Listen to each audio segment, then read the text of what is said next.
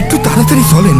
আর আপনি আপনি দয়া করে খাওয়াটা বন্ধ রাখুন, নাইলে দুর্ঘটনা ঘটে যেতে পারে। বুড়ো চুপচাপ বসে থাকেন তো।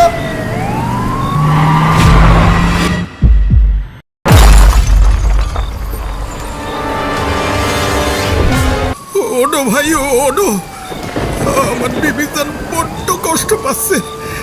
তারে তারে নিয়ে তাড়াতাড়ি হসপিটালে নিয়ে চলো।